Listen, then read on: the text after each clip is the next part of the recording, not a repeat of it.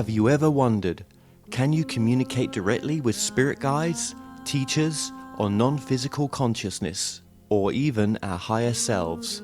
What would they tell us? My name is Kevin Moore, and since 2015, I started to practice a form of communication which is termed channeling. I have been interviewing experts on my talk show to find out, does life continue after we die? And can we communicate with those that have crossed over? With each expert I spoke to, they all had different ideas. Is there knowledge from the past which could be shared with the present moment? So I thought, why not just speak to the non-physical world directly through channelers around the world? And that's what I set out to do. They Call Us Channelers will take the viewers on a journey into the phenomena known as channeling. And my main goal with this docuseries is to bring a new understanding and awareness to channeling by looking within ourselves and asking, is it truly possible that we can all use this innate ability?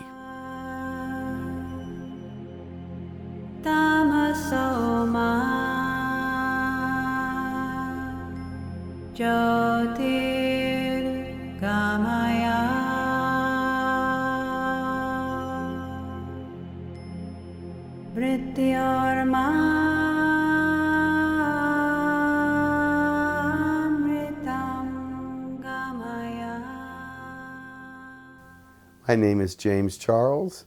I'm a multi-dimensional channel, and that includes everything. Was there any sort of, did anyone else in the family have any sort of psychic, or were they gifted in some sort of spiritual way, do you think? They didn't talk about it if they did, and because most of the time they were very religious more than spiritual, and they were frightened by the connotations of those kinds of things. And so as I was growing up, it was not right or not proper to have psychic gifts or anything like that. Were you quite into the religion as a young boy? My parents changed religion several times when I was growing up, and they went from like very basic religions to very much more charismatic religions where people were hopping around and speaking in tongues and things of that nature. Now that was acceptable because they thought that was spiritual and connected to God and things of that nature. But psychic energy was not. And just remind us, what's speaking in tongues again? Speaking in tongues would be angelic languages and things of that nature. If someone was getting a healing, someone might speak in a foreign tongue, or if someone was giving a gift of a message, they would speak in tongues and then someone would interpret it. I mean, that's so close to channeling, isn't it? It actually is. And if you think about it, that's what the prophets did. They channeled God all the time.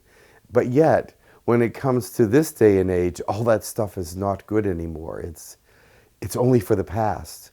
We're not supposed to do that anymore. But I don't agree with that, of course. Absolutely, absolutely.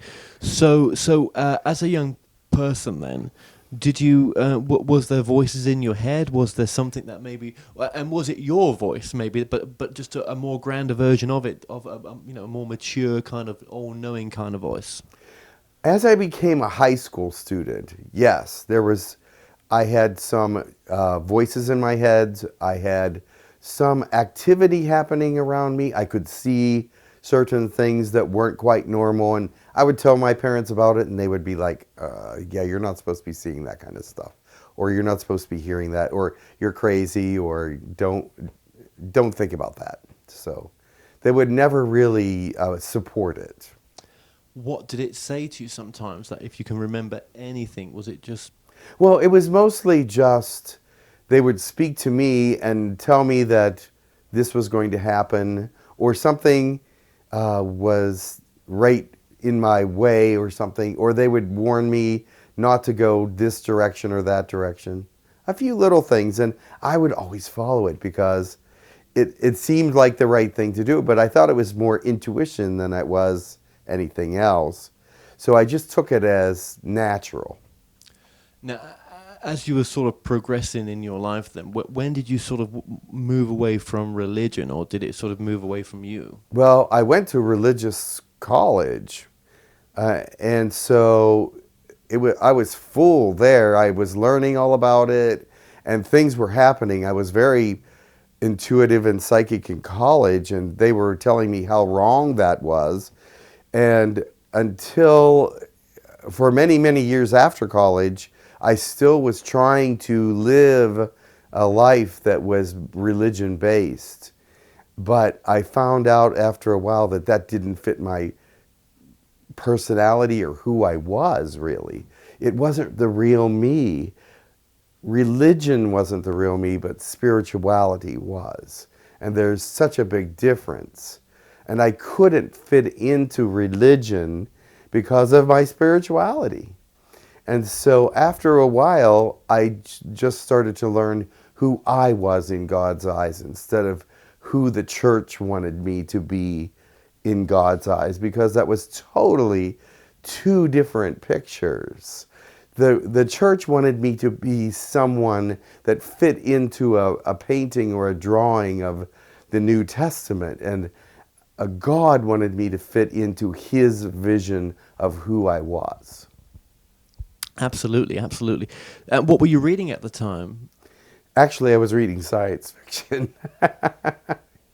I did read several religious books or spiritual books, and but I was more drawn to science fiction and things that were imaginative and outside the realm of religion, because I found it stifling to a point to read more about religion, because it was not really grokking with me. And grokking is a word from Stranger in a Strange Land by Robert Heinlein, which is science fiction.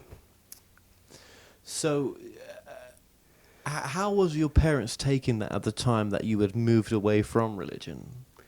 Well, they actually didn't know a lot about me moving away from religion. They thought I was still a good boy. They thought I was still living a good life, which I was. I wasn't doing drugs or being a bad person or doing anything, but I was moving away from religion as a stimulus, because it did not really stimulate me, but spirituality did, and many things about the world were interesting to me, and the psychic abilities came back and forth, and I would get rid of them as much as possible, because I didn't believe that they were good, because I was taught that way. But I realized later that God gave me those abilities, and he wanted me to use them for positivity. Now, everything in the church says that psychic powers are negative, but you cannot look at the church for all the truth about everything. They have their fear-based thought process that cannot allow themselves to be more than what they believe is right. And some of those things are very stifling to people, and they were very stifling to me.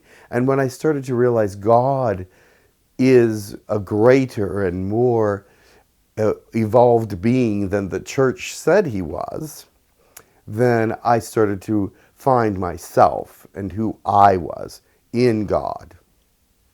Absolutely. Thank you so much for that. Thank you. And again, there are no free tickets on this ride. No. No. We've all gone through so much pain, and that you know, we tend to look at the prophets of times begone as people who were just so pure, which was probably not the case at all. No, probably not. No.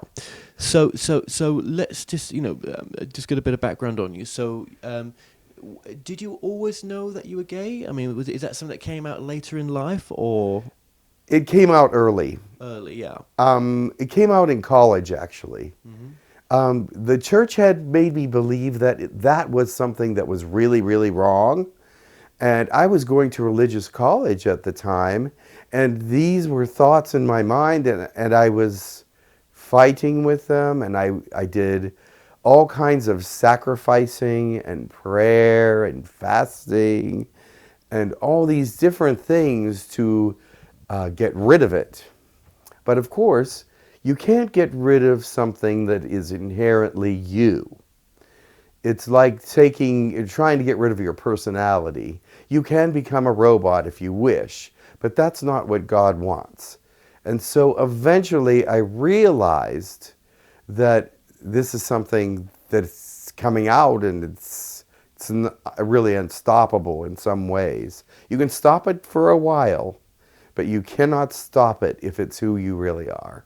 And if it comes out, and it made me feel really guilty. I was guilt-ridden for many years until I realized God had forgiven me for that, but it wasn't anything to be forgiven for.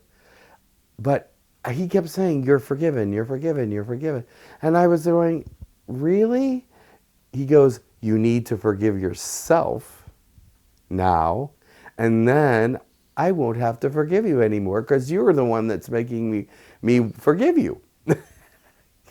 So I realized I was gay, and that was frightening at first for the longest time as I tried to change because the church said it was wrong and the Bible said it was wrong. But I realized later that also that the Bible had been changed over the years many times to fit what people wanted it to say so they could manipulate the people. And so that was, to me, I understood that. It was even taught in the Bible school that many things could be interpreted many different ways, and that as people interpreted through time, things changed. And as culture changed, the interpretations also changed in the Bible. So that was something that's very important for people to understand. You have to understand that the culture back then was way different than the culture is now, and the writing and understanding of these words from many different languages are different than they are now.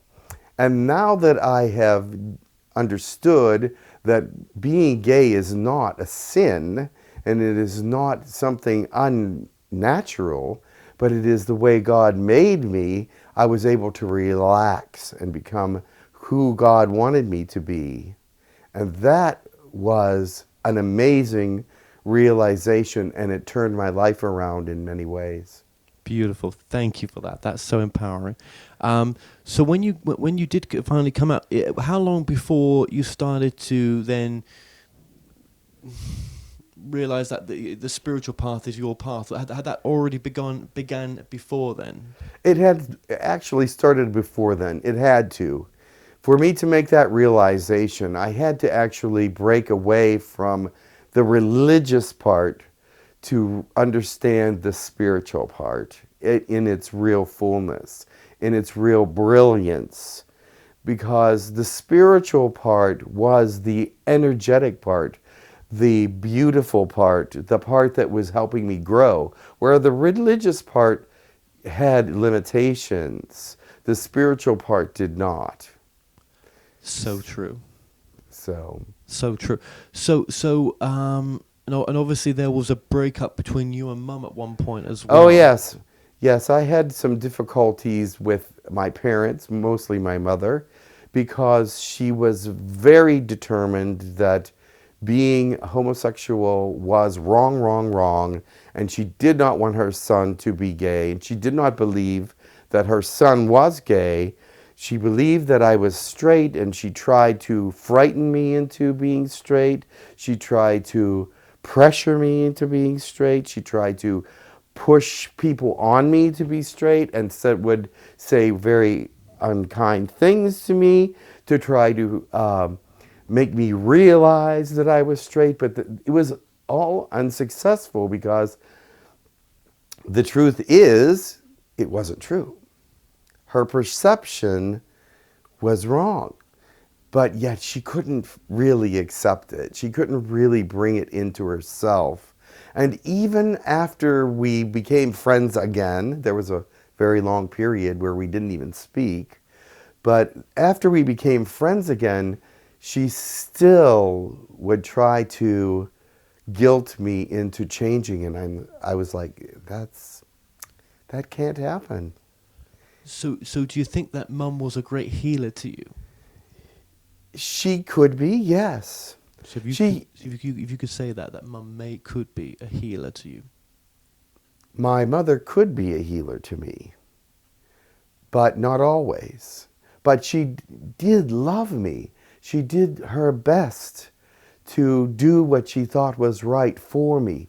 And that was very healing and very comforting, that I knew that she loved me so much that she would go to any lengths to bring out of me what she thought was the best. Although, even though she did not understand what I was going through, she still tried to bring forth her best side and bring forth all the truth she had within her to and shine it on me. It just didn't work. And then eventually she said, I guess the only thing I can do is love you. Wow. That's powerful. So even though she did not agree, the best she could do at the end was just say, I just have to love you. And if that doesn't change you, then it won't. So and Dad was kind of okay with it, but it's kind of... Well, let me put it this way. Dad was more on my side in many ways, because he saw how rough she was. He saw how domineering she was against this whole idea. And so he sort of was like, oh, I'm really sorry about that sometimes. But he had his moments where he was against it as well. But there were times when he was very comforting to me. But you were able, this was all healed in the end. This has been healed now, this aspect. The aspect that it's wrong, yes, that's been healed. I've been able to be myself and be honest with people and talk about it without feeling guilty or ashamed. I feel, but I'm not like proud, but I'm just myself. It's just who I am. It is not a greater part of me than any other part. It's just a part of the whole picture. That's all. That's beautiful. That's beautiful. And when you came out to be a channeler, when you started to channel, was Mum still around then? Was she? No. Actually, she was not. I started channeling a few years after she passed. But my father was still alive. But the family wasn't really thrilled about it. So they weren't even thrilled about me learning Reiki. I learned Reiki first, which is energy healing, divine energy. And they were going, Reiki's not in the Bible. And I go, well, television isn't either. And neither is SUV or any of these murder mysteries or whatever you watch on TV that are very negative, in my opinion. So I was trying to defend myself by saying, yes, Reiki's not mentioned in the Bible, but neither is a lot of other things. But you cannot just rate something by what's in the Bible. You cannot do it. You have to feel it. You have to understand it and learn something about it before you judge it. So true. So true. So how did Dad take your channeling? Was he interested at all? Actually, he only knew about it during the last year of his life, and he really had very little to say about it. My father was very soft-spoken, very laid back. I gave him Reiki. He was a little apprehensive about Reiki at first, but he would go, all right, yeah, all right. So he let me do Reiki on him, and I told him, I guess I told him when my sister was there as well, and he really didn't have much to say about that, except that be careful. He said, be careful with that. And that's about all he could say. That's interesting, because some people in this field have lost their whole families doing this type of work. And some, the families are very supportive. So it is a bit of a mixture sometimes. Yes. I'm not sure if my sister was there or not. That might not be right. when you channel, well, no, before we get into that, let's just, how did the channeling come about? I believe that there was a car accident. It started off from there, didn't it? Well, there was a time I had a car accident and I cracked my sternum and I missed a lot of work, like 8 weeks. And when I went back to work a month later, then I lost my job. And after that, I was sort of lost until I found Reiki. Some of my friends took me to Reiki to calm me down. And for a couple months, I just did Reiki, laid on the table and had Reiki done to me. Found it to be very soothing, relaxing, healing, and a very positive way of doing that. So, and after that, I wanted to learn it. And so I said to one of the ladies there, "Can I learn how to do this?" And she said, "Sure, after you're done with your session there, I'll have you help me with this patient over here or this client." So I went to help her, and within a few minutes, she said, "Get into the kitchen." And I was like, "Ooh, what did I do?" So I went into the kitchen, and she started looking at my hands. And she said, "You're a natural Reiki healer. I could feel your energy across the table." So she immediately, she was a teacher, so she immediately wanted to train me on Reiki 1 and Reiki 2. So that's where I had my beginnings in starting to learn how to do Reiki healing. And then how did the channeling come about? Well, about a year and a little while later, in May of 2013, this was in, the Reiki started in March of 2012. In May of 2013, I was working on Max Rempel, the person you may know as the site manager, the site creator for humancolony.org. I was working on him. I was giving him Reiki. He was one of my weekly clients.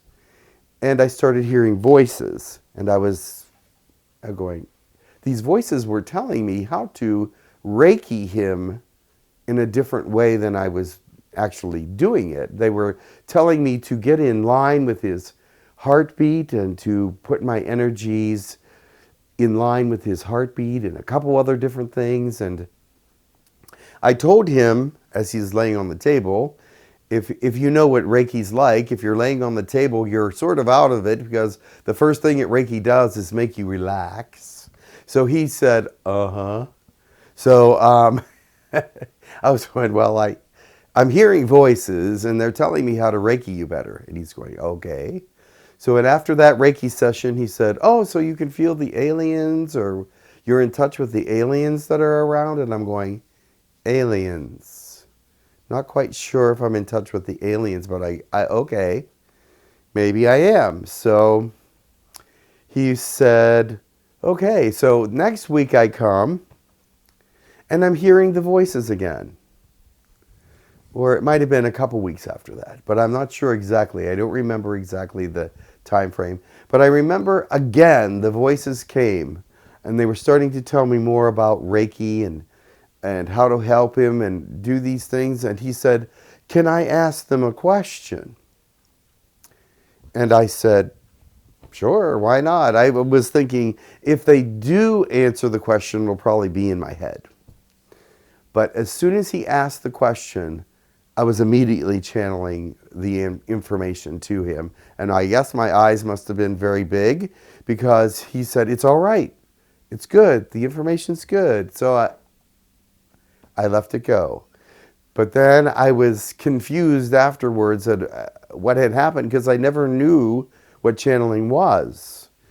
And he gave me Bashar tapes and said, here, go learn what channeling is. So, and after that, every time I came to him, there was a microphone or a tape recorder or something dangling in front of my face while I was doing Reiki, just so if they were to speak again, he would catch it on tape.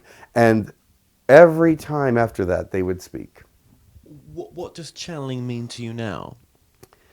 Channeling means a way to help people, to help others, and a way to bring information that's needed to certain people that may not have it, or may be reminded that they need it. Sometimes channeling is information that these people already had, but they needed to hear again and needed to wake them up to the spiritual aspects of their life that they had actually let go. And sometimes it's for information from people that have passed that need to speak to the world and tell their side of the story in the way that it needed to be spoken to originally. And sometimes it's about aliens giving information about where they're from and what they're doing. And you may say, what help is that? And it is to let people know that they are part of our neighborhood and that they are part of the future that we are going to embrace eventually. And when you channel, it's not like they keep on the ET agenda right now. Well, it's not like they say, "Oh, hang on a minute, I'm just going to sit down because they want to channel me." You know, James wants to channel me. I'm just going to take a break here. Right. You're connecting with them in a well, it's where everything is already happening now. You're connecting back to the spirit world, you could say, to their consciousness that resides over there, or actually, this is how I see it. They come through me. They use my words and my personality to express what they want to say because they can't put their personalities through me. So they are using everything in me to get across the message that they want to give to whoever is there. And many times it can be a specific person, but sometimes it's for everyone. is it? So you would class how would you class your channeling? You classed it as a. I'm a multidimensional channeler because there's many dimensions that come through. Spiritual dimensions, the alien dimensions, and even angel dimensions. And God as well, or Source, or I am that I am. That's how he comes through me, is he says, I am that I am. And you've been doing this since? May of 2013 I've been channeling, but I've not been channeling to people until probably January of 2014. We did do some webinars before that, and I did some public channeling in some places, but I wasn't really in business as a channeler until 2014. And you mentioned an organization there that you've been part of since this all started. Well, Max Rempel started humancolony.org, which is sort of a group of people that want to know about aliens and contact them and be in touch with them, but also it goes beyond that. They look into their spiritual languages, their galactic languages, their galactic hybridizations, their hybrid children if they want them, and different things. It's a very interesting and unique site. Yes, I have people that channel with me. I have friends that are channelers also, but I've actually brought people into existence as channelers in the sense that they started channeling after they got to know how channeling works through me. Not that I was responsible for it, but God and Spirit was responsible for that. But they had the gift, and everybody does. But there are those that are specifically meant to be channeling for the world and for other people. And then there are those that channel for each other and for personal situations. And sometimes they'll be talking and all of a sudden channel a message for someone and change an outlook or a thought process. So for yourself then, how long has channeling been? Is channeling part of the human evolution, or has it always been there? For me, I've been told that I've been channeling. I'm a musician also. And I did a lot of recording with Derek Knott. And Derek, once I started channeling, I said to Derek, I have something to tell you. I'm now channeling aliens and spirits. And he said, well, that's not a surprise. You've been channeling my life ever since you started writing music with me. He said, I had no doubt that you're a channeler. And I went, really? And he said, yes. He goes, in fact, I want a reading right away. So that's the reaction I was getting from people and even I told somebody that was a very Catholic person, I go, I'm channeling aliens right now. And they were like, doesn't surprise me, really. There was something very spiritual in your nature and something very different about you. So that doesn't surprise me. And so these things kept happening. I didn't lose a single friend or alienate a single person by telling them that I was a channeler. Is that surprising Not to you? one. Yes, that surprised me. Because at one period in my life, I would have been alienated by somebody telling me that. But actually, I guess I'm with a fairly evolved group of people. Yeah. Would you like to see it as the evolution of your work? The evolution of the work would be more spiritual, more helpful, more outreach to be helpful, and less negative messages. I see that there are those out there that want to attach negativity to everything because they think they have to bring something negative to the table because it's real.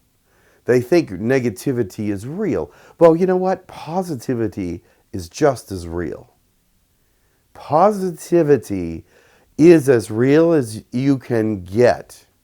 And it doesn't need to have that attachment with it. In fact, it's to overshadow that kind of attachments, that to shed the negativity, to make your personality more positive, to be a brighter light in the world, to bring help and understanding and goodness and positivity.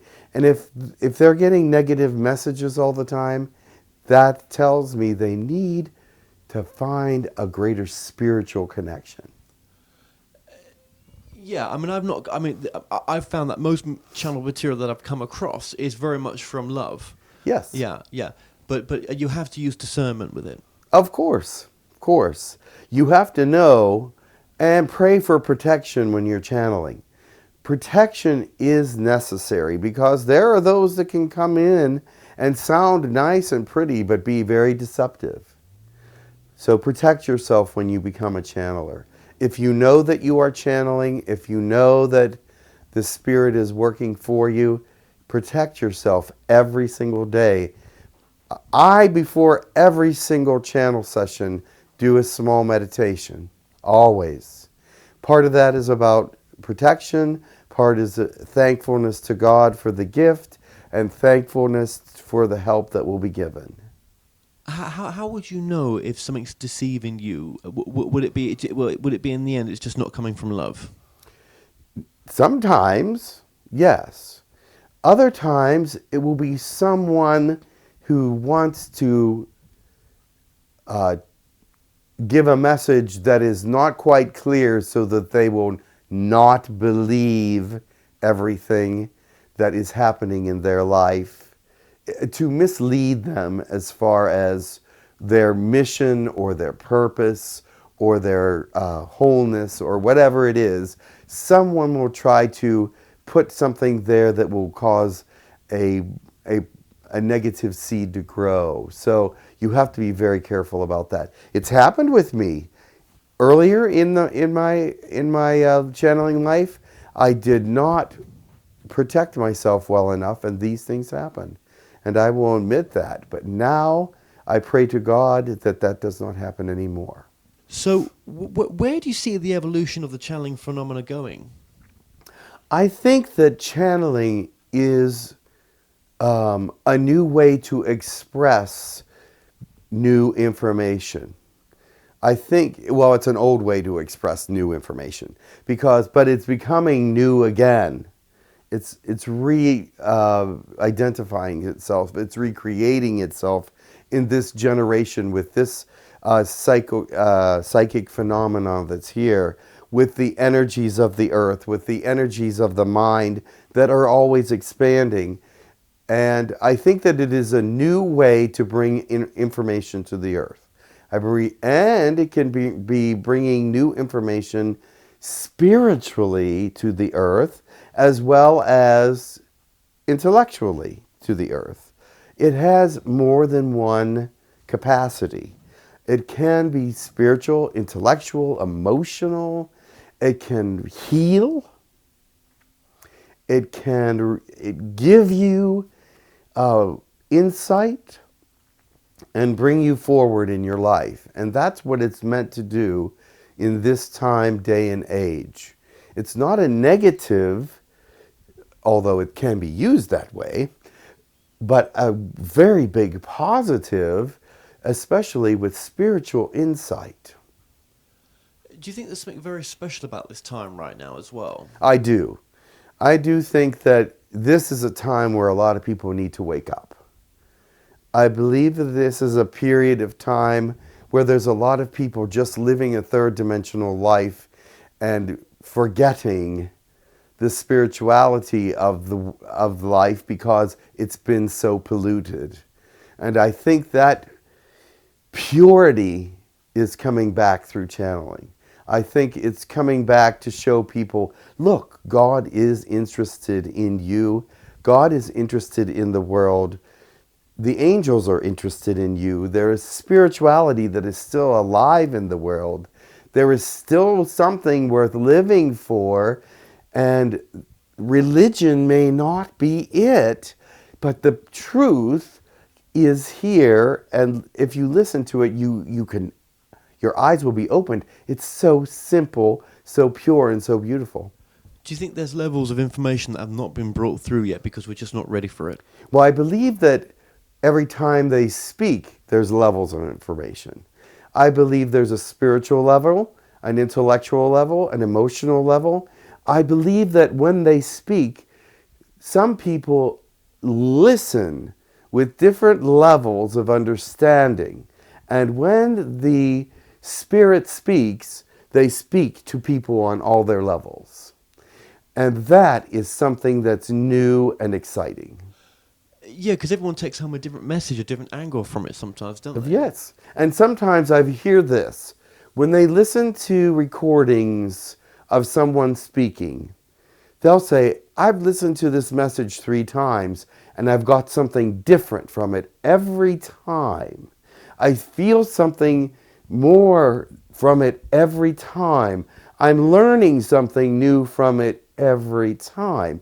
And that is the intention of it, because sometimes you're not ready for the message the first time you hear it, but you're ready for the part of it. But the next time you hear it, you're ready for this part of it, and the next time you're ready for the next part of it. So it's a continual evolution of information that is put in layers in some of their messages.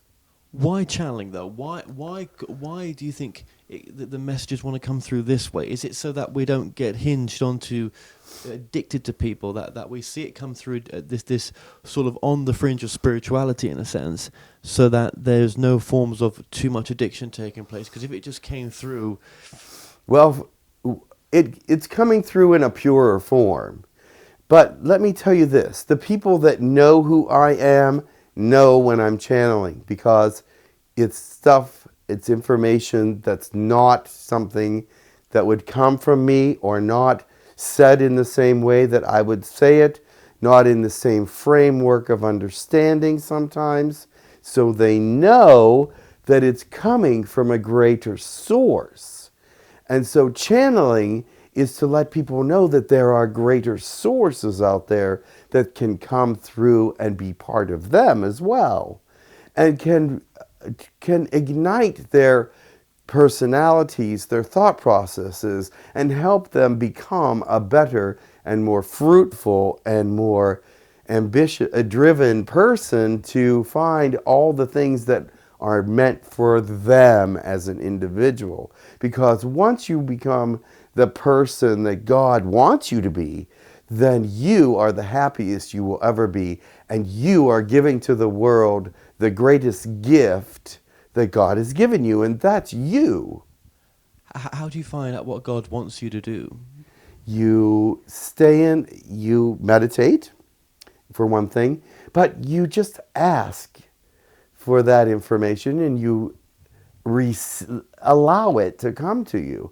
You have to allow, and that's what another part of channeling is, allowing it to be truth. Allow the truth to come. Don't be afraid of it. Don't be hesitant that God is not there, or hesitant that or only bad things will happen, because you can protect yourself.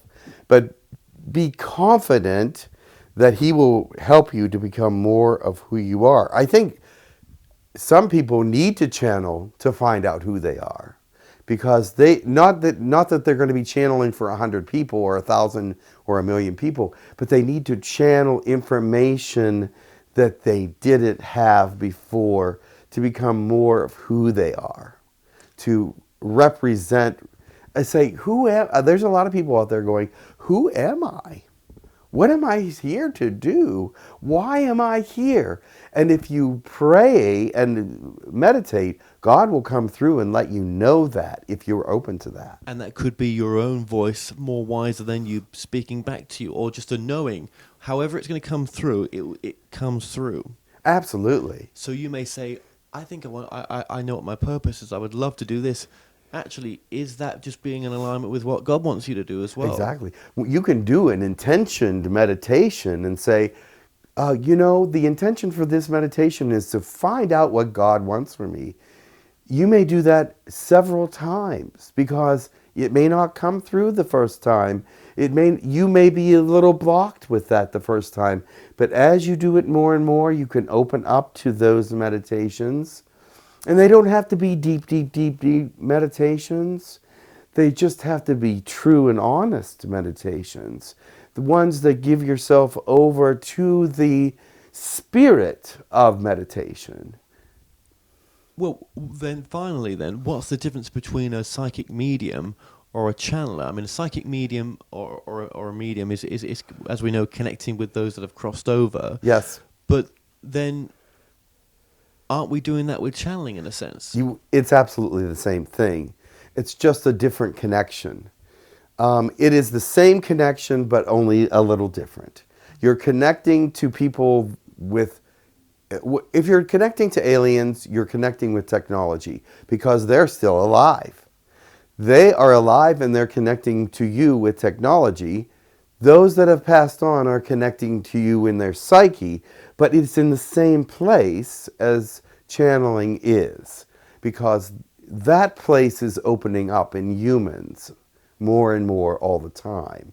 And as we evolve as a species, that place gets more open and more ready for communication between us, to talk back and forth mentally and talk to spirits and other beings.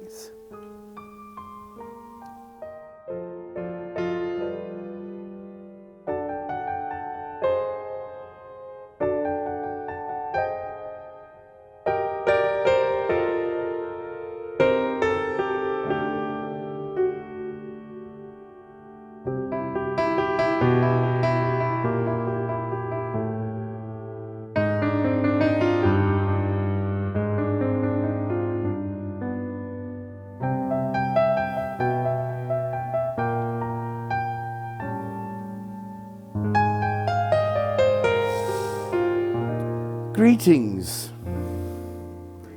My name is Ish. I'm an ascended master from the Draconian race. But I've come because I may have some good information for you. It feels like a very special time to be here right now with you. It does feel like a special time, There are so many things going on your world and in the universe. It is a very special time indeed. There are prophecies from all over the place that are coming to pass and are being speculated upon as we speak at the moment.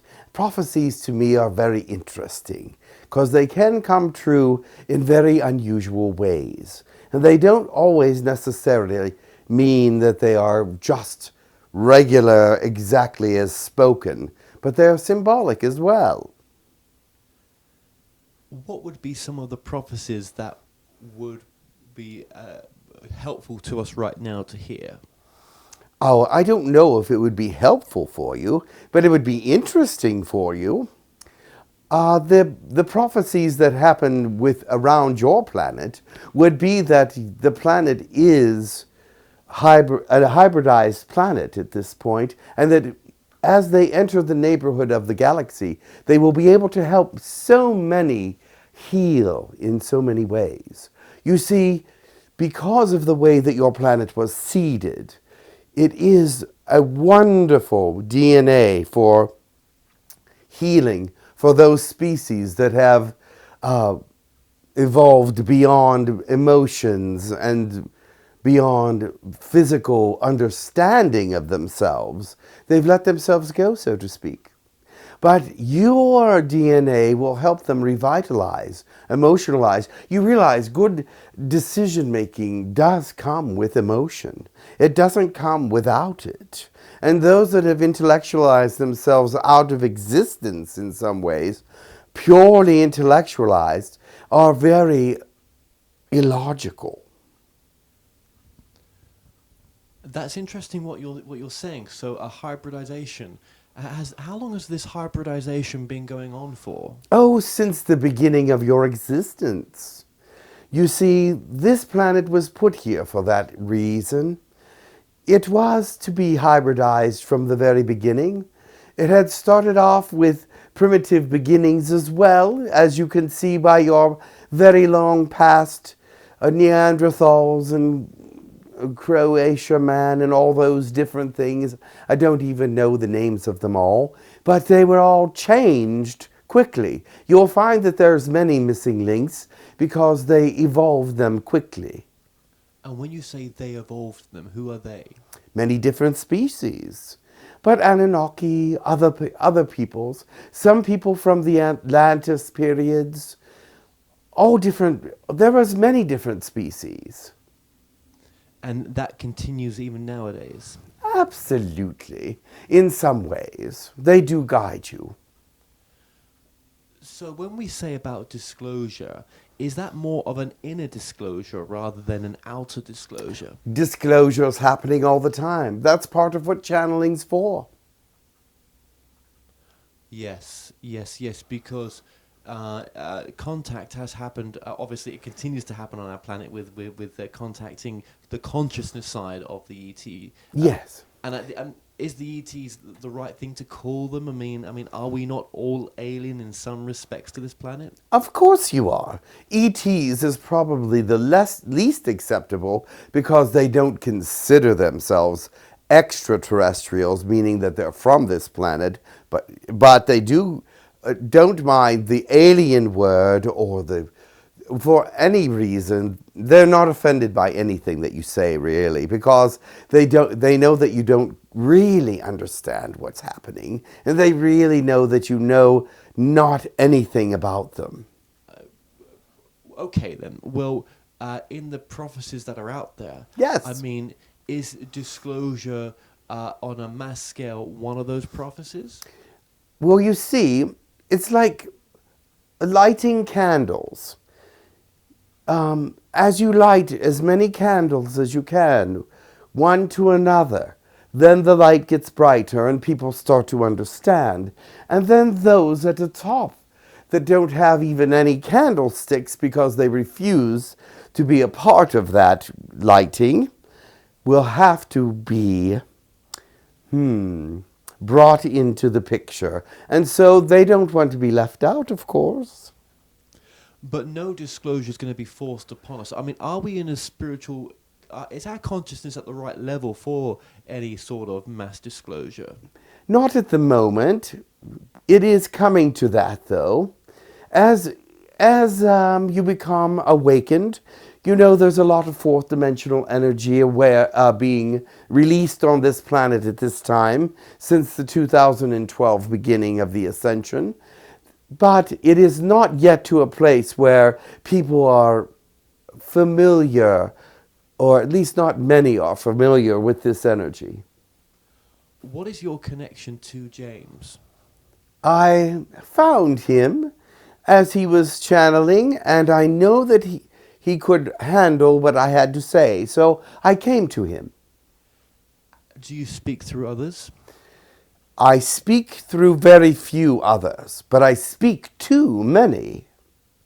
Do you speak to many others through a different type of connection? As in Yes. And what you're coming through as a different type of consciousness? Yes.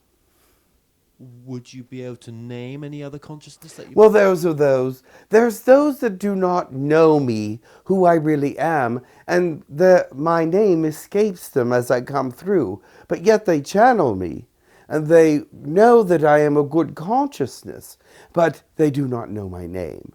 I gave my name to this one, and he will use it, but I do speak to others during sessions. Okay. And have you already crossed over in our understanding? Or? Oh yes, I am a spirit. Okay.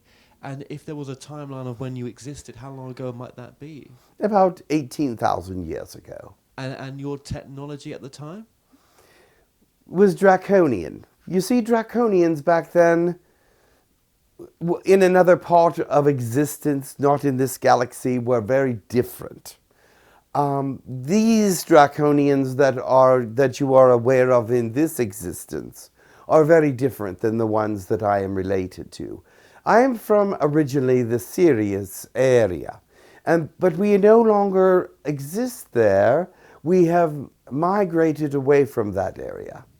But we, technology-wise, were higher functioning, higher dimensional. And I was perhaps one of the leaders of my planet spiritually. But now I do not really look at it that way. I would like to be something more integrated in the universe. I would like to be part of a more integral part of everything. Has your consciousness, your evolution, is it more into the everything? It is. Some do not understand how I work or why I work the way I do.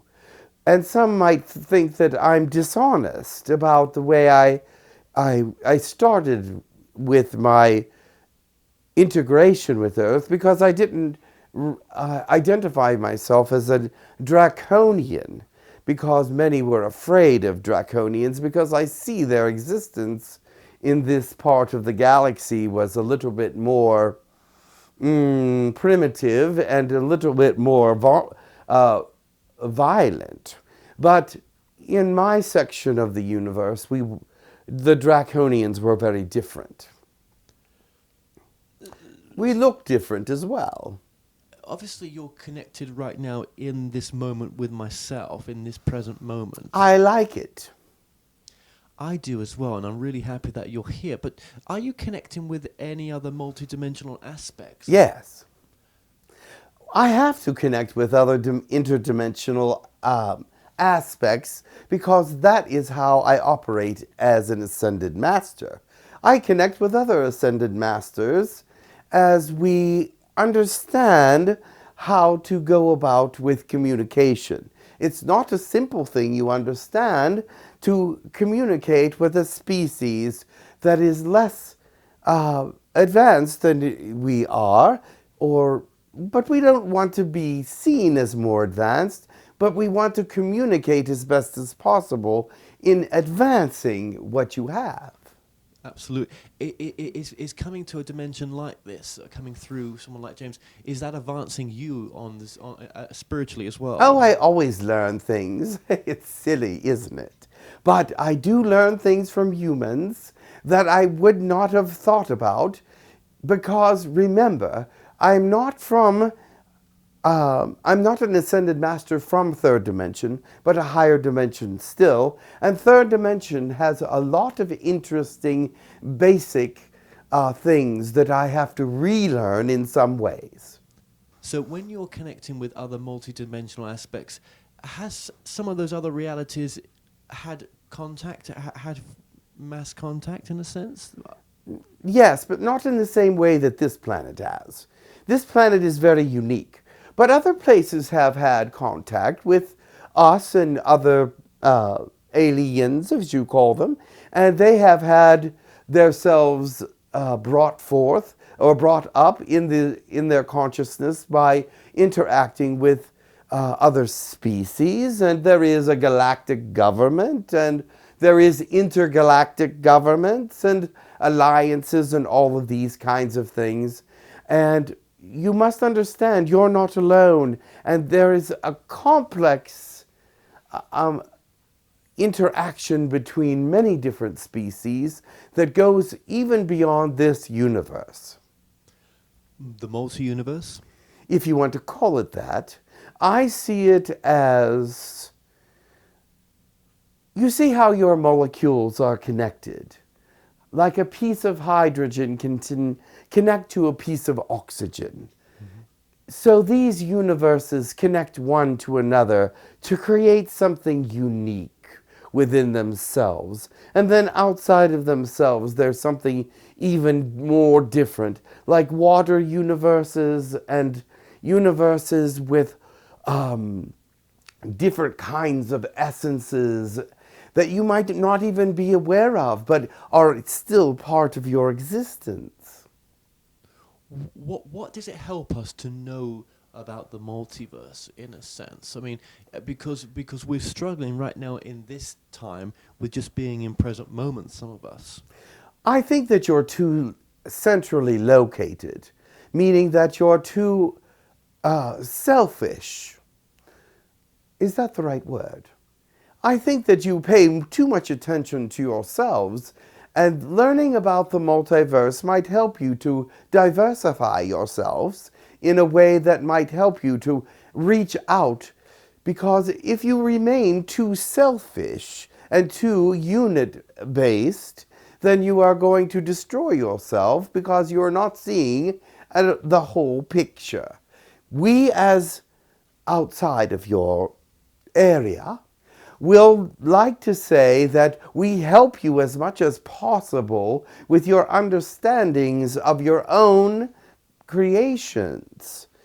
How much power you have developed in such a short period of time is really quite remarkable, because of course some have helped you, but you have evolved too quickly in some senses.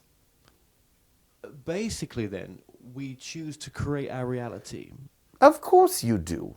You must understand it before you can create it properly. And I don't think all of you understand how to create a proper reality. And so therefore you need some help. And that's why we are here to speak to you and channel through those that will have us. Because you need to learn how to create your own proper reality so that you may continue to exist. You see, we cannot come into your society and work that way. We cannot come in and change your laws or the way that you govern yourselves or the way that you see one to another. But we can speak to you philosophically and through others spiritually, emotionally, and identify some of your problems as individuals so that you might change your thought processes and become more enlightened. Right. So, and also by choosing a reality of disclosure, by choosing a reality that there is more in this multiverse, or that there's even more in this universe, rather than disconnecting ourselves to seem so unified, as you termed it. I can't remember how you termed it, but being so isolated in a sense. If we change a reality that that there is more, then that reality will come into play. Of course, you have to put yourself into the big picture. Remember, if you make a big picture and do not put yourself into it, then you cannot properly navigate through your reality. You must put yourself into the picture where you belong. and you're very tiny. And if you don't put yourself in that picture, then you will cease to exist because you will snuff yourself out. So we are in charge of the reality then of whether disclosure happens or something contact was to be made, because we create the reality of what's out there. We're choosing a reality. Correct. You must understand that you are part of a vast neighborhood. I like the word neighborhood because you are going to be part of a very diverse and interesting group of people once you realize that they want to include you and that you want to be included. But nothing without the free will of creating that reality. Of course, you have to create it before it can happen. So you must learn who you are in order to learn who we are.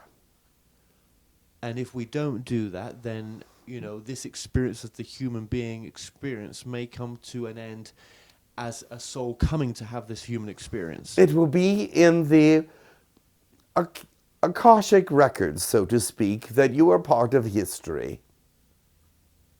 But I see this species continuing, and I see this quick evolution as something a little bit special. That's why I'm here. If I didn't think there was hope, I wouldn't be here. I see that you have a very good opportunity to take charge of everything. But you must realize that there is a lot of work to do in the next 100 or 200 years. You have really moved forward, and we have stopped you from destroying yourselves more than once, not by intervening in any physical way, but by intervening in mentalities and telling people, this is what will happen if you do this. Yes. It has changed thought processes and has caused several times the right action to be taken. Not always. There has been times when the wrong action has been taken, of course, but it has not been self-eliminating. Okay. So in other realities that you're connected with in the multiverse, has there been realities where, you know, we haven't made it, or is there someone? Of course. There has been several times when some realities haven't made it. Some dimensions have not created themselves properly and have either divided or been destroyed. But there are some times when part of the species moves forward and another part does not. Does that make sense to you? Well, is that what's going on now? It is. Okay. Why is that what's going on with the mass awakening? Yes, in some senses. Let's see how many we can wake up so that they can move on to the next dimension, to the next threshold, if you will, and those that will be left behind will not be the same. It is an interesting equation, if you want to put it in mathematical terms, because, as you know, everything is mathematical. But for those who never come across this documentary or never have come across this material, maybe they've heard of this. Maybe some people have heard of this, but maybe that's coming across it. Maybe it is, right?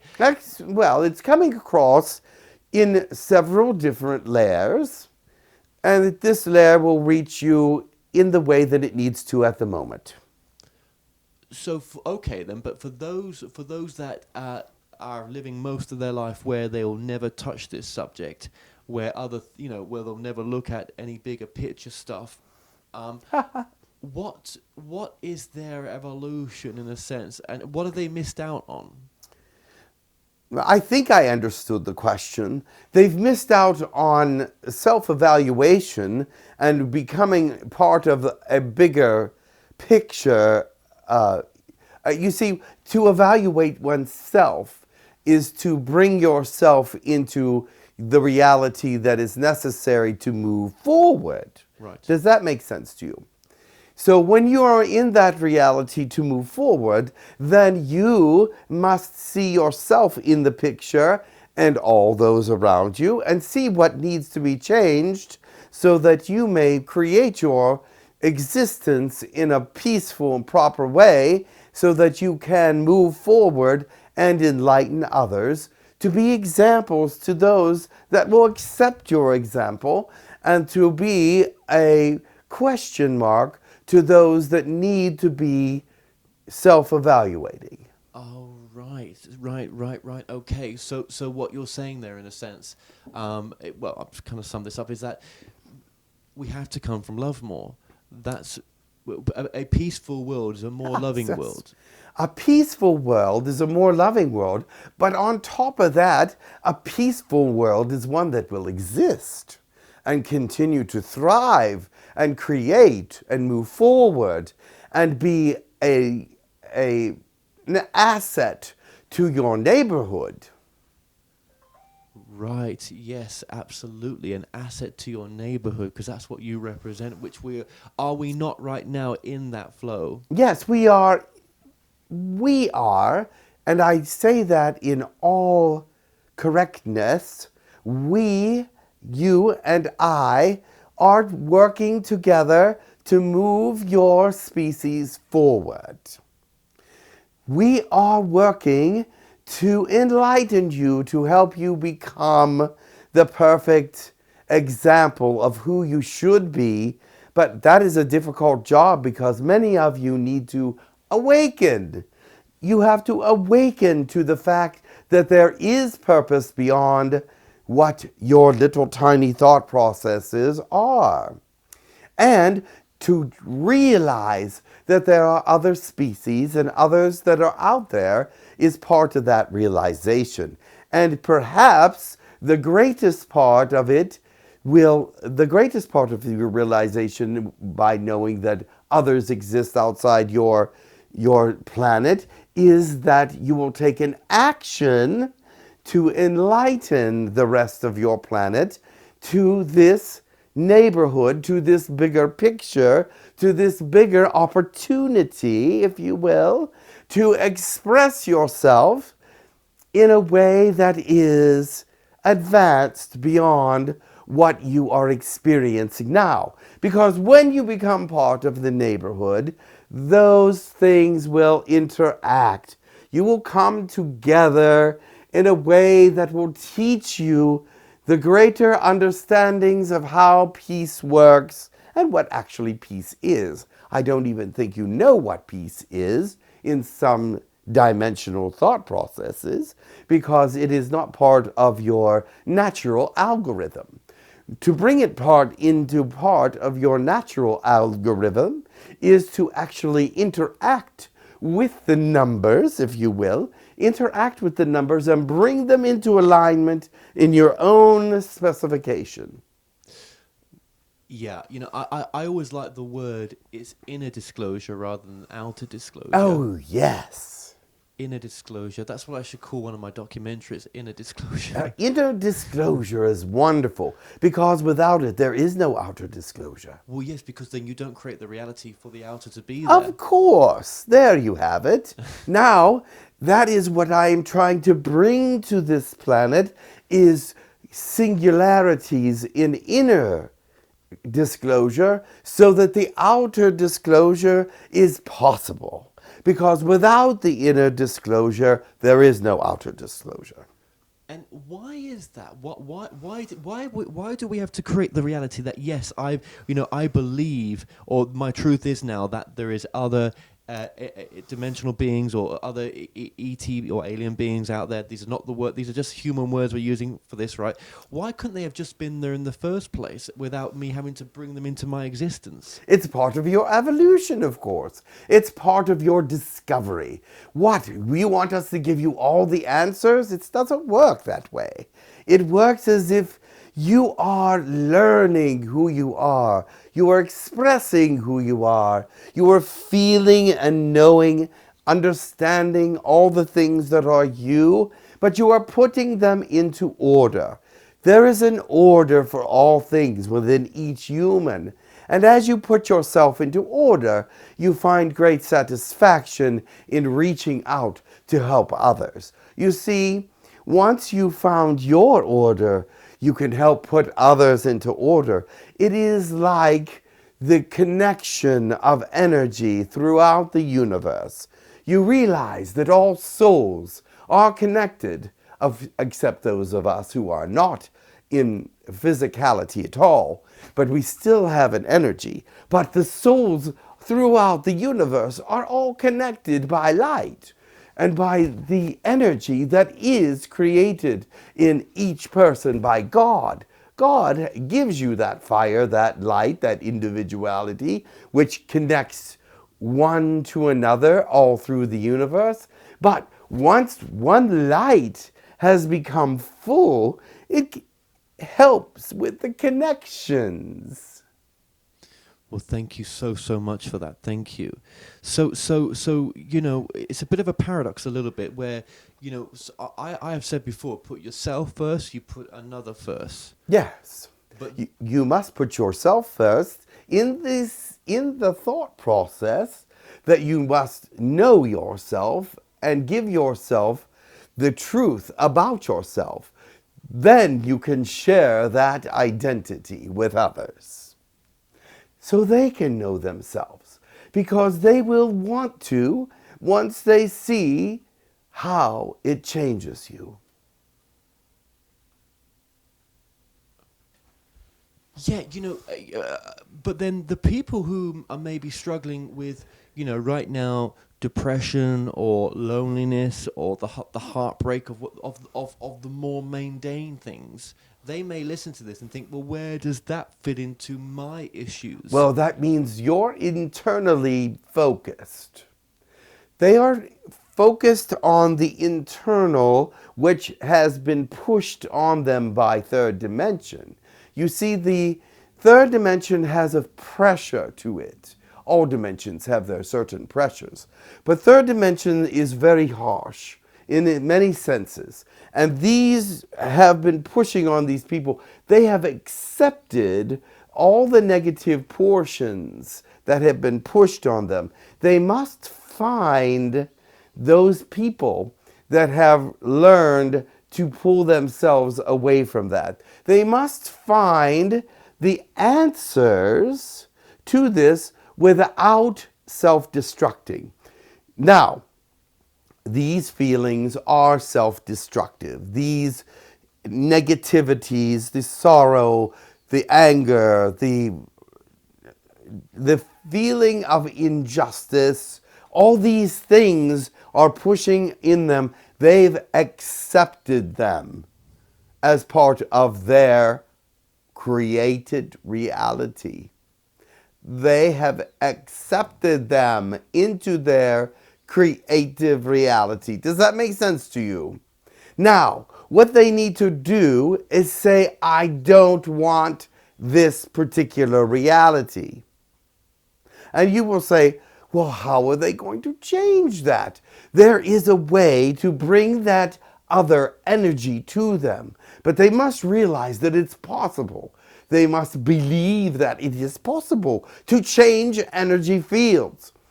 They can do it, but if they see my face, which they can't, but if they see my energy, which they might, they will be able to know that my energy field was changed from one thing to another. I went from being corporeal to being spiritual. That is a change of energy, yes. So they can change energy within a lifespan. They do not have to leave it. Energy changes happen all the time. You just have to believe that it can happen. And you can't say, I don't know where it's coming from, because it comes from you. It comes from the inner spark that God is originally given to you, and it is a spiritual essence. Look to God to fuel it. Look to God to fuel it. You can see the negativity all around you and the pain. There are many that are lost in pain. They need to find a way to get rid of it. And you can heal yourself, but they don't believe it. There are so many things humans don't believe that they need to believe. Now, let me tell them, if you believe that you can be different, you can be different. And if you believe that you can heal yourself, you can heal yourself.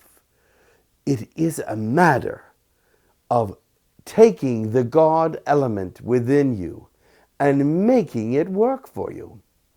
That is the answer. But that is not an easy answer. The element of God within you, some people don't even believe. And so therefore,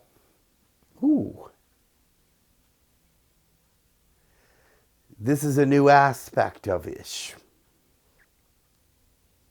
I'm bringing in some of my fellows with me. And so the accent has changed a bit. But it's all right. They know of which humans I speak of. And so that's why they will help me. They know humanity better than I do. And they said, oh, Ish, you have to add this. So I did. So therefore, yes, bring that creative thought process to you. What is it that you do best? What is it that you do best? Each human has something that they like to do.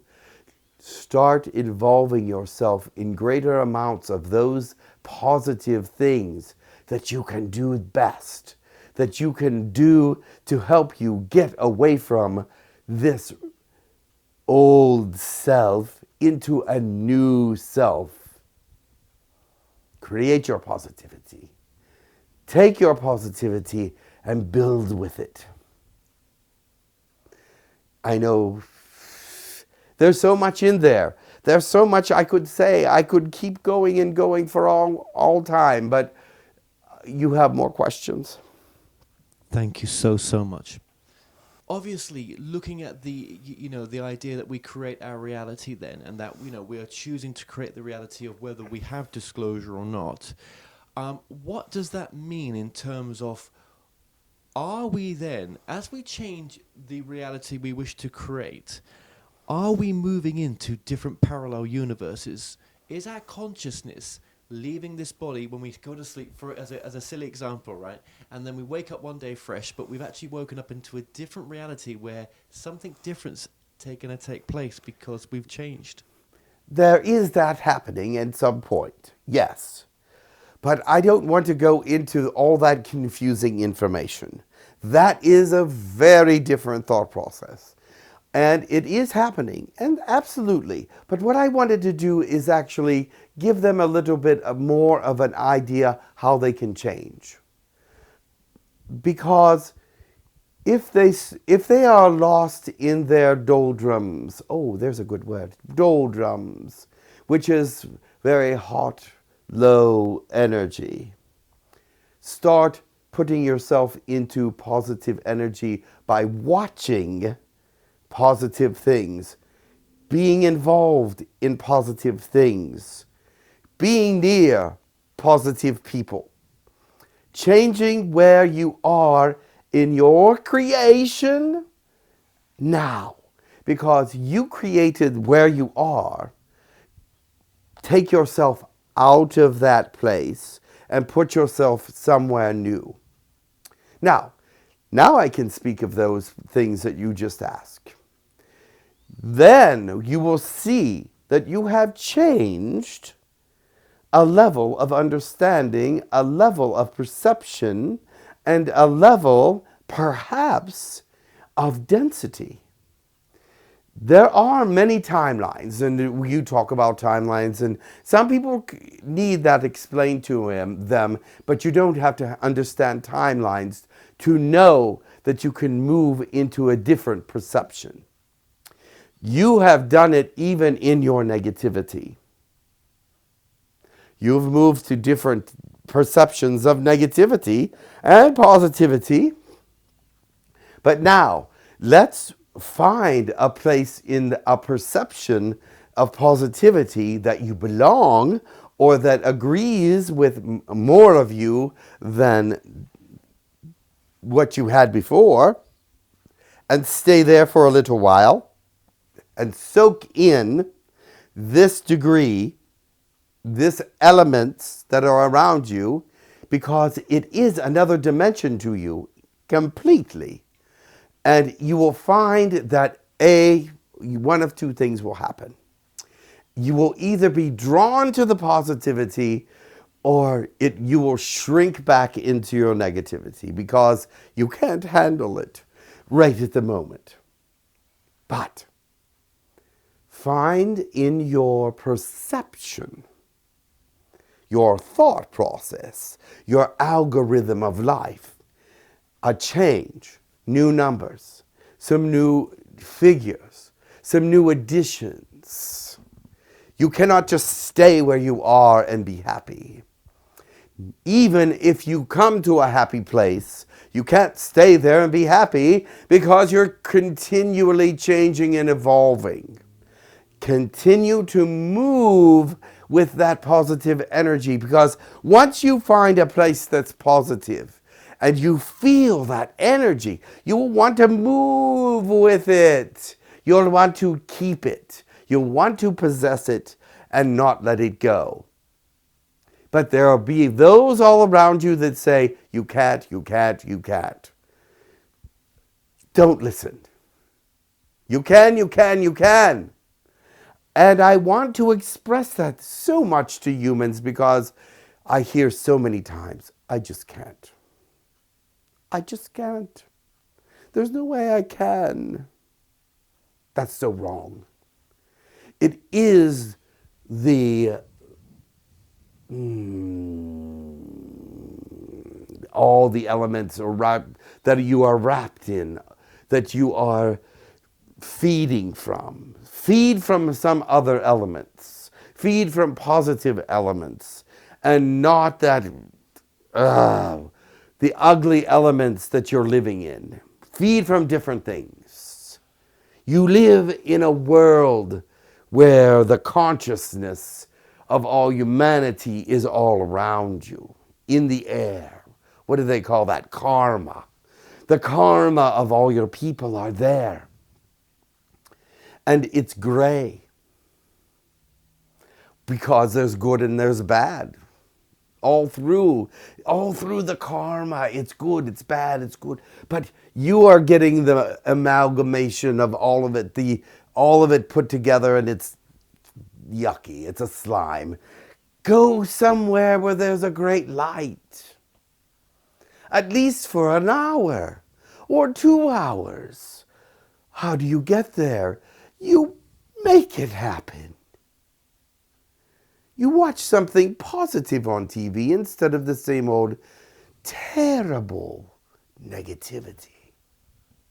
So, thank you so much. So, science fiction films, Yes. where they're quite negative towards, Some of them, yes. Yes, but they're all there really. Again, they're all channeled to bring in this information that we're not alone. It's entertaining, and entertaining is a way in to bring that idea that there's more out there if we choose to create it.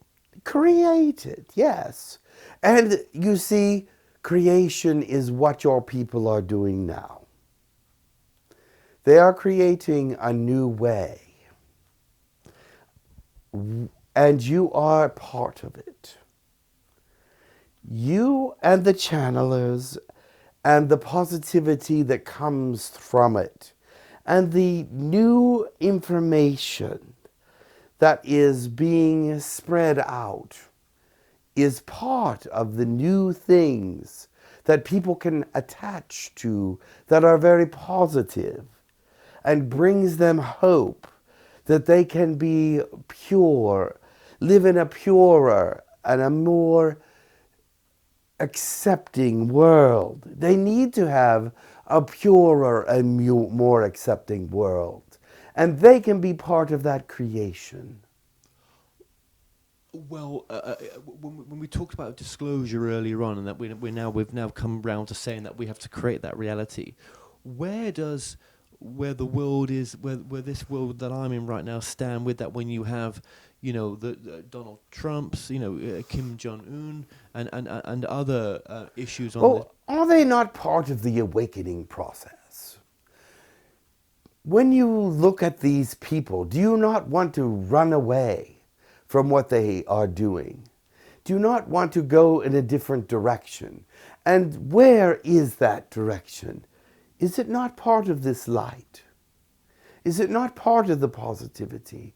Or do you want to suck in all their negative thought processes? We are hoping that these negative forces will awaken humans, along with the violent weather and the negativity all around. Seek out something that is a release from these things.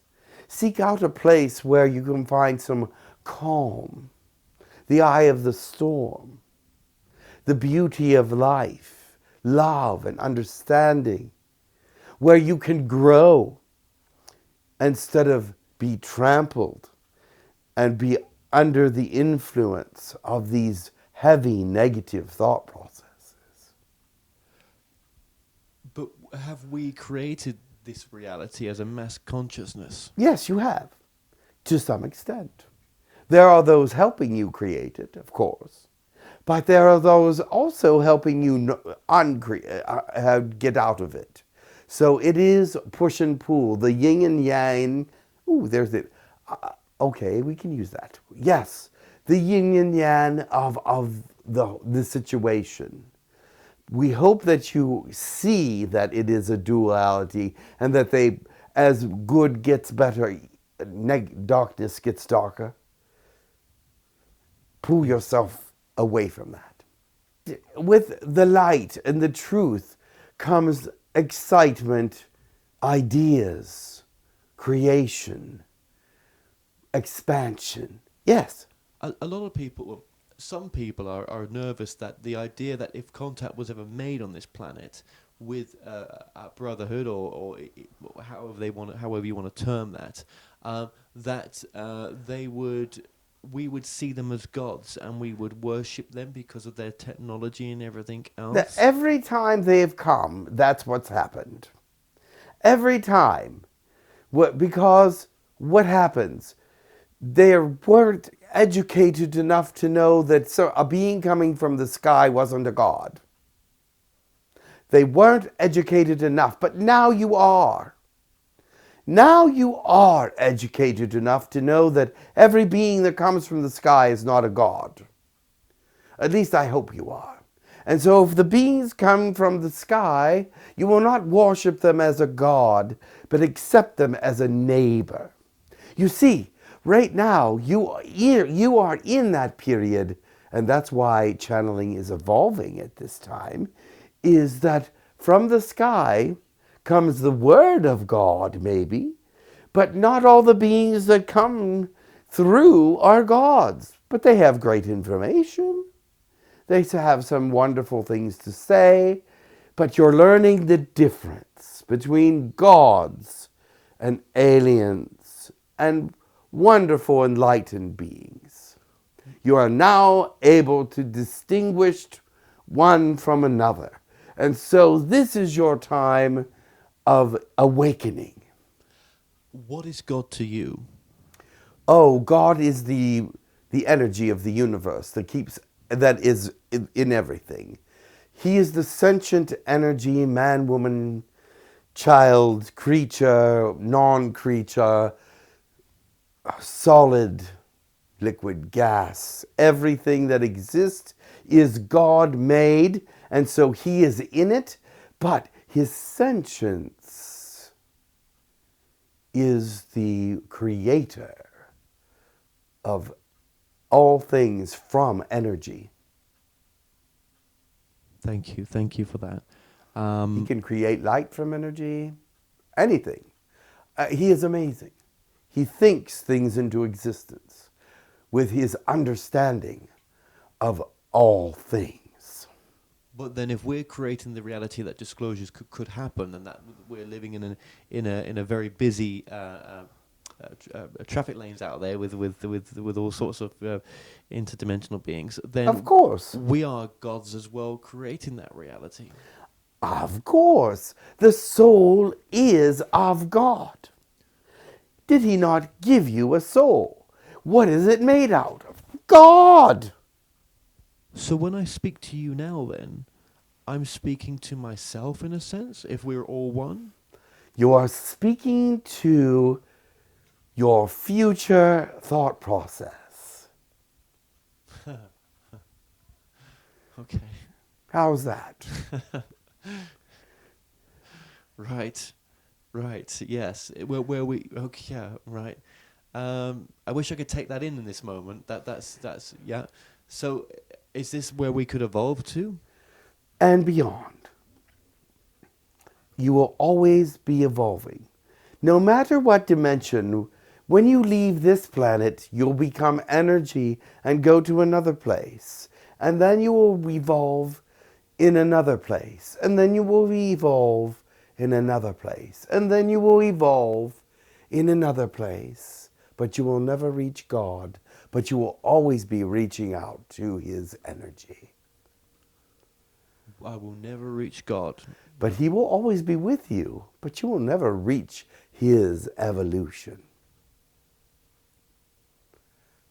Is that your truth at this moment in time? Yes, because He is always evolving and always being changed and always changing and always creating. And so we're always moving toward Him in our evolution. But we cannot possibly be Him because there is only one of Him. But we are an aspect of that. Absolutely. And we will always attain more and more of Him as we move forward. What if when I cross over, and this is just a human word for it, I want to come back and do this life again in a different way? I don't want to go to a future timeline. I want to come back. Well, then you'll do that. And then you'll learn the lessons of it. Because after you leave this life, you can always review everything you've done. Is that what's happening right now? That is what is happening right now. This possibly could be a review. If that's what you think it is. It's almost like a review then with free will. Of course you have free will. And you always will. Even in a review. Even in a review.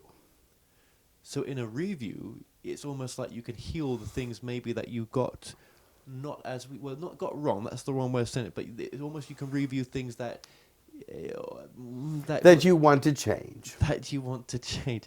But so then if this was a review, it's a pretty realistic simulation, isn't it? It is real. The review is real. It is. But then how would you it's like everything is real. There is no unrealistic. There is nothing that isn't real if you experience it. As you experience it, is it not real? I get that experience is real. I get. So yes, there is no unreal. I get what you're saying. What you're kind of saying is, what does it matter? It matters. But what does it matter if it doesn't matter? That's what I'm kind of saying. Yes. We have right now, and we have to make the most of it. Oh, and you do. Well, and you don't. But you will. You understand. That's going to be a big thing for some people to take in, that this could possibly be a life review. So bringing this back round to the whole full conversation, yes.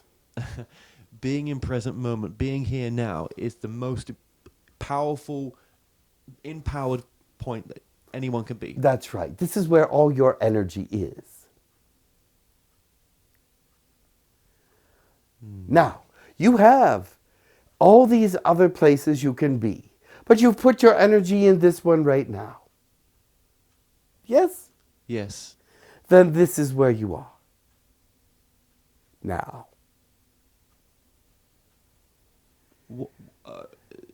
Yes, so be careful where you put your energy then.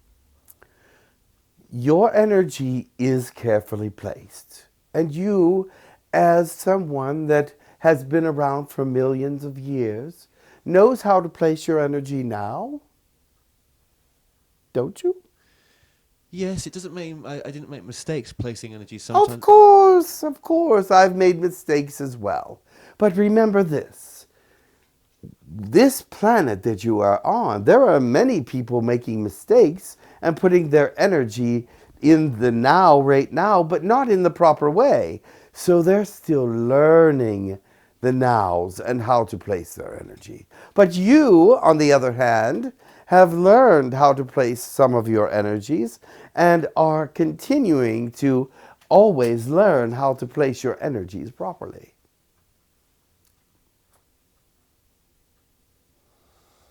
It is a confusing conversation.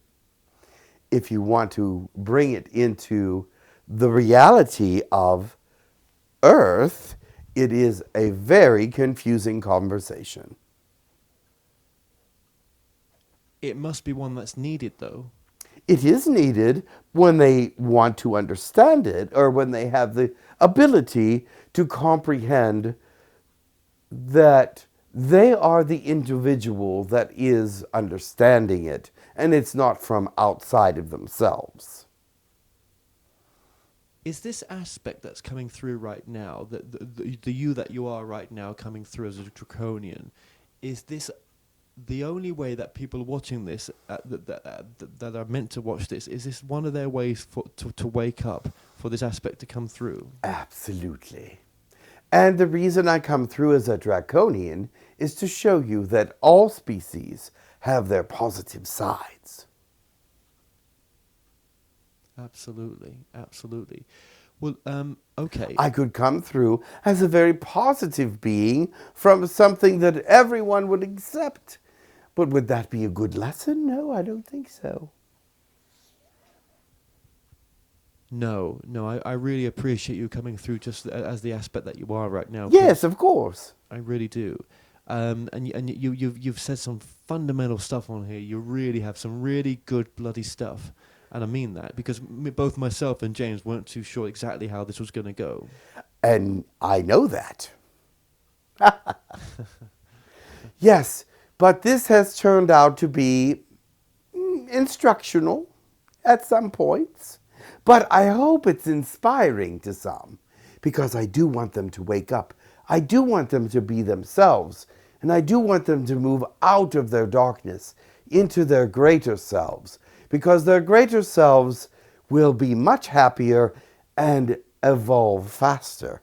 But the species as a whole has evolved so fast in some ways that they've lost their identity in others. So that's why we're here to speak through the channelers.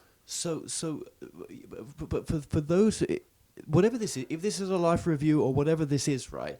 Let's just bring it back to it. It is right now, right? So if we've chosen to create this reality, or chosen to come into this reality where we forget our true connection of who we truly are, yes, to have experience, then it's going to be a natural side effect of everything that's here right now. It is.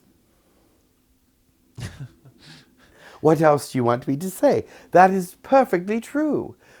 In many, many senses. But it's also creating a new purpose for this moment. It's also creating resolve. It is many things all in one. Just as mathematics can describe the universe, a small sentence like that can be multi-dimensional. So, okay. Do you understand what I said? I think I do. I think I do. You were just very multidimensional right there with that one very small sentence, but yet you brought that into many dimensions of thought, and so we can bring them around and say to you, You are here in this moment that you have created, that is proper, that is a unification of ideas that you thought in the past, present, and future, but this is a conclusion that is starting another question. Thank you so much for that. Okay, one final message then. What would be a final message you'd like to leave us with? I would like to say this. It doesn't matter who I am. In the scheme of eternity, I could be just a puff of smoke. That does not matter. What matters is your existence, how you create who you are, who you turn out to be, not a puff of smoke, but a leader, a light.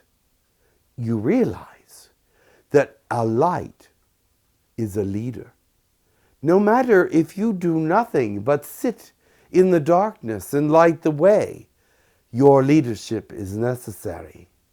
So be a light, if nothing else. Be someone that shines an example of light.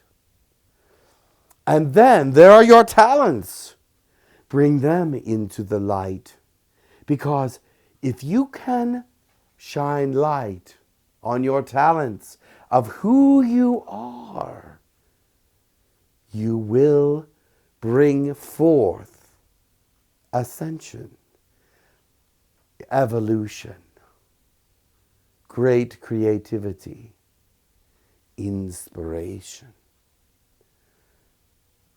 heartfelt emotion and love, which is the most everlasting thing in the universe, is love, because you cannot destroy it. Be indestructible. That would be my words. Well, I just want to say thank you so much for coming through at this very magical time right now. And if this is a life review, I'm sure that there's things I'm changing, or I'm at least listening to the possibility that I can do even more than I thought I could. You can, and that's what I wanted to tell you.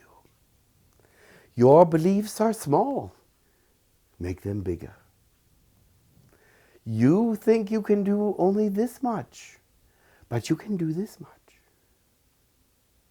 You think that your words will be heard by this many, but they'll be heard by this many. Believe it. Shine a light on it. Let God shine a light on it. Well, thank you, and I hope one day we get to meet again. Oh, we will. Much love to you. And I will go now. My business here is finished for now. Sikratashe depyoto nutota.